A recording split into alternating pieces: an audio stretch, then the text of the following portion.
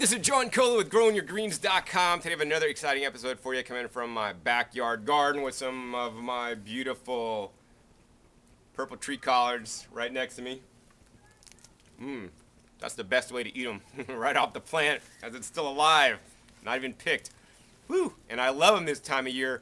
As the temperatures kind of get cooler, these guys get sweeter because the sugars start coming out, and that's because it's in response to the cold weather. The sugars don't freeze as readily as if it didn't have the sugars, so the plants won't freeze so that they could stay alive. Plus, it's also sweeter for us to eat. In any case, what we're going to talk about today is having a perfect vegetable garden, or this whole idea of perfectionism. Like, I heard so many times, John, I don't know how to garden, so I'm not even going to do it until I know how to do it perfectly. If you wait how to do it perfectly, you're going to be waiting your whole life and you'll probably never do it. Like, if I just didn't jump into gardening with 2 feet and mess up a whole bunch of times, I would not be on the path I am today on continually learning and growing and improving what I'm doing in my garden. One of the points I want to make is that in my shows, I share with you guys what I'm doing at the time. And are all my gardening practices perfect?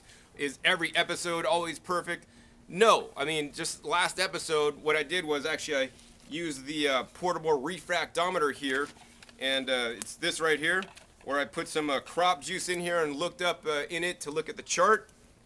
And then I compared store-bought produce with my own produce. And there's a few comments online, and my point of the video is not to be totally perfect, but it's to give you guys concepts and ideas. And the whole concept and idea from the last video that I put up was that if you grow your soil, you're going to get higher quality crops based on the testing I've done.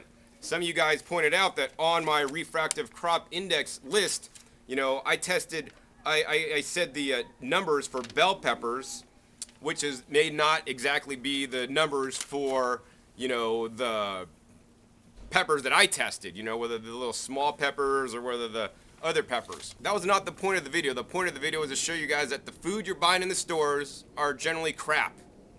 No. Sometimes they're a little better, but they could even be the best by growing yourself. I wish there was refractive crop indexes for every single heirloom variety that's ever been grown so I could compare my crops to them. Unfortunately, at this time, this is all we got, so I don't have an index of, for Carmen sweet peppers like I'm growing because it's not even on the list. This stuff is so new. What I would recommend is that we need to come up with some kind of database, and all us gardeners could just start logging our Brix numbers. And then also, besides logging our Brix numbers, we log actually how the food was grown. And then we'll kind of see trends like, oh man, John grew 18 Carmen sweet peppers or whatever. I grew 14. Maybe I could up mine, or maybe Harold in Iowa grew 20 tomatoes, 20 Brix tomatoes, some little heirloom cherry variety. And so then you want to strive for that number. But without a proper reference point, we don't know what to do. So that's why I use just the bell pepper, because that's the closest thing to the peppers that I tested. There were sweet peppers, and even on the bell peppers I tested, are those the same kind of bell peppers that I tested that are this variety of bell peppers? There's many varieties of bell peppers. So I don't want you guys to get too anal about gardening or about my videos or about nothing, because it's really going to mess you up. Because if you always wait for perfection, you'll still be single like I am. You won't end up with a girl because you're waiting for the perfect girl.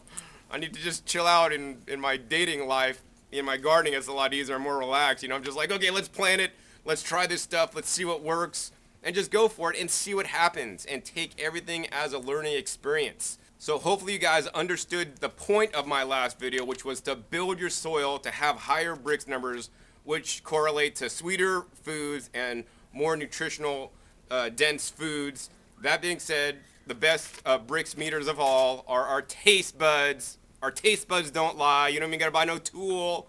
You guys all tasted crap you bought from the store, bell peppers you bought from the store, tomatoes you bought from the store, and how just crappy they taste.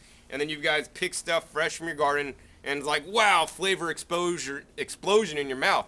And think if your stuff from your house already tastes good, but you're not using the rock dust, you're not using the worm casting, you're not using insect frass, you're not using the John and Bob's products, you're not using the biologic gardening practices that I teach, what if they could get better? That was another message of the video. I always want to encourage you guys to strive to improve what you're doing and take every experience gardening and in life as a learning experience so that you can grow from it. I mean, at the end of every episode, I say keep on growing. It's not just because I want you to keep on growing food so that you and your family can eat from, but I want you to keep on growing as individuals in this country, in this nation, and in the world. Because, you know, I think so many times people just stagnate and I know everything about gardening, and then they just like don't bother to learn anything new. But they're missing out on a lot of stuff because nobody could know it all. You know, in my opinion, there's no such thing as perfection, whether it's physical perfection or whether it's perfection in gardening, whether it's perfection in bricks testing. What it's all about and what I've learned over all these years is just we want to do the best we can. I mean, the number one thing for me is just taking that first step, putting my foot out there, you know, because without doing that at all, you're never going to succeed, and you're not even going to even attempt perfection because you didn't even start, man. So I know there's many of you guys out there that may not even have started growing a garden yet, and even if you have started growing, maybe you're thinking about expanding your garden. I would definitely encourage you to expand your garden. If you have one raised bed, man, next season put in another raised bed. That's like doubling your space you're growing. If you're not yet growing, start by growing some sprouts, man. Everybody should be growing some sprouts. I have videos on how to grow sprouts. You literally take seeds, you soak them in water, and then you grew something, man, and then you could eat it. So simple to do sprouting. Once you got sprouting and just sprouting simple seeds, then move on to like microgreens, where you're just growing the sprouts, you're harvesting them when they're little babies. That's great. Then eat those. This is a great thing to do over the winter time because we're coming up to it really fast here. And then once you got the microgreens down, you know how to make microgreens really well, right? Next season, when it comes February or March after your last frost date, plant some of those microgreens out into your garden and then have like a whole garden of stuff, because now you've been starting your own seeds all this time and you're learning the skills you need to do it successfully. Then of course, watch some of my videos, subscribe to my channel if you're not already to learn about the biologic gardening that I'm teaching, you know, watch the videos on how to set up a garden. I have like hour-long videos that go from, you know, having an empty backyard to having like 4 raised beds that took me a weekend that I filmed the whole process.